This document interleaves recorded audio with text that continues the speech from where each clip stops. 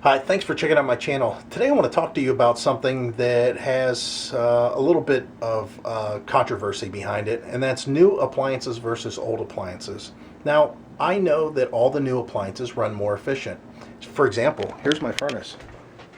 You can see it's a 96%. I mean, the most efficient is 96.6, and I've darn near got that.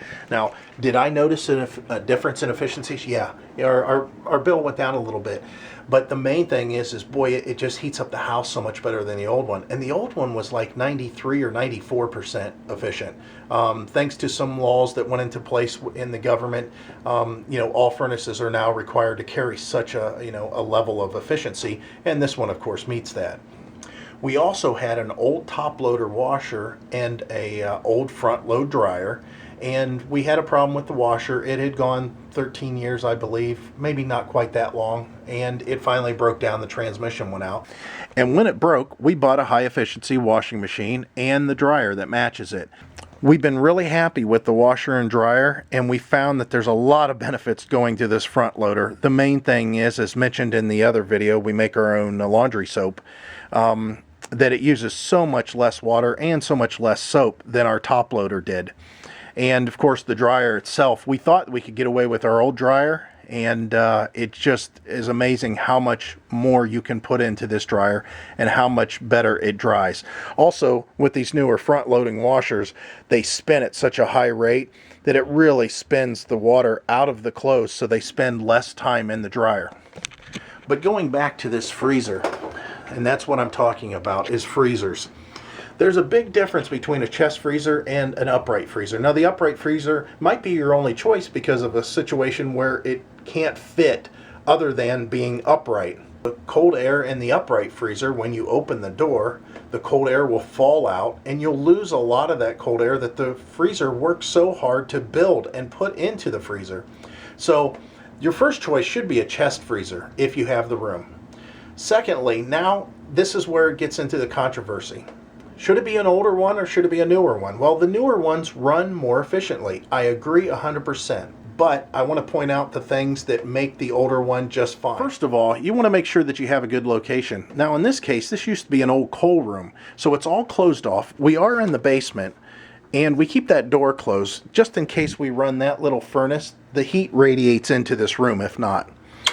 This room, just like many rooms in the basement, keep at a pretty constant temperature year-round. Now, this freezer in particular is an old Kenmore. It's a Sears Cold Spot, and it's a 17 cubic foot. I'm sorry, it's not even a Kenmore, it's just a Sears, but it's a 17 cubic foot. It's just about the right size that we need whenever we get a half a beef. Now, the first thing that's a good idea to do is make sure you have good air circulation all the way around. I mean, this is a large gap in between here, and back here too, there's a large gap. And then, of course, that side, nothing at all. And then underneath here, there's actually air circulation underneath. That really helps the unit get rid of any heat it generates while it's trying to cool itself. The other thing that you should do, which right now we don't have in here, but we will shortly, especially during camping season, and that is to keep your freezer full. Now, we have a few things in here. Here's some ice packs that we use whenever we go camping, and there's some frozen strawberries, there's some frozen goods down here, some jams and stuff like that. But usually this is filled with gallon jugs of fresh water, just in case of emergency, and also when we go camping, we take them with us. Also, it'll allow us to keep this freezer operating at a nice cool temperature. That's about the temperature that it normally runs at right there, if not a little bit lower. Now, you got to make sure that your seal stays good. If you run your hand all the way around here, including the backside, there's really no cold air that's escaping. It feels really nice.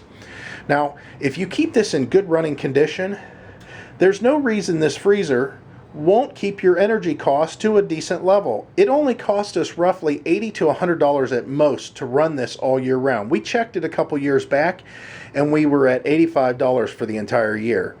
That's not bad, considering that the new ones that are this size run about $60 a year to run, maybe $50 at the least. You could buy one of these freezers used for about $150, maybe $200.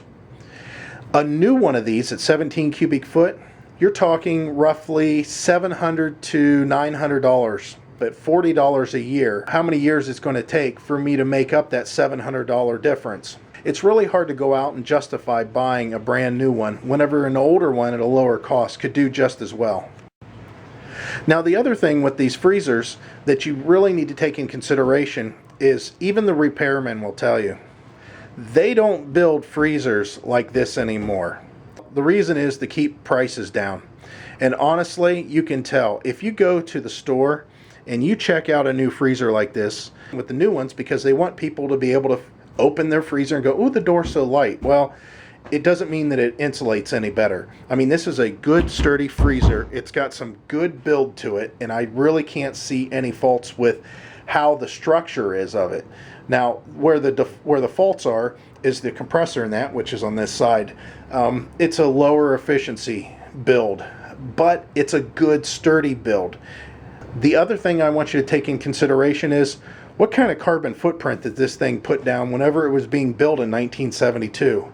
And what kind of carbon footprint got put down whenever the brand new one that you're considering buying was built? The carbon footprint that this caused to be made in 1972 is past, way past. However, if everybody's going out and buying new freezers because they're energy efficient, but they're not really thinking about it, especially if you have a good working freezer like this, there's no reason to take it to the landfill and cause more problems for the environment.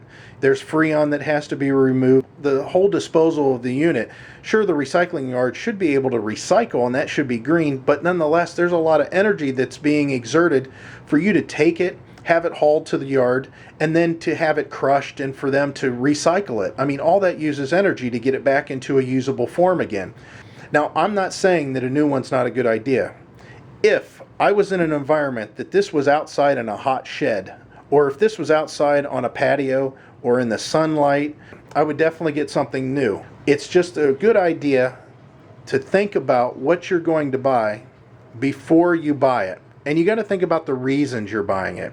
If you have a situation like mine where your freezer's in the basement and it's in an environment that it's protected and you have good air circulation all the way around it and there's no other heat being generated near it, there's no reason to get a new freezer unless you just want to buy a new freezer. Just take that in consideration when you're looking into older appliances. Okay, I'll get off my soapbox and I'll let you make the decision in the future. But I just wanted to let you know there are other things to look at other than just saying, oh, it's more energy efficient, it must be better. If your freezer broke, by all means buy a new one. Unless you really don't have the money and you find an old one relatively cheap, they're not bad. Just be prepared to make some sort of repair on it if it does fail. But then again, all these new ones, they don't last. They don't last any longer than these older ones. If anything, they last less. Just ask the repairman. Don't believe me, go to a shop that sells and repairs appliances and ask them what their thoughts are on old freezers versus new freezers. They'll tell you about efficiency, and if they're really honest with you and not just trying to make a sale, they're going to tell you that the old freezers are better made, and although they may use more energy, they'll last a long time. Okay, I'll close it out. If you like this, click like or subscribe, and I appreciate it as always. Thanks.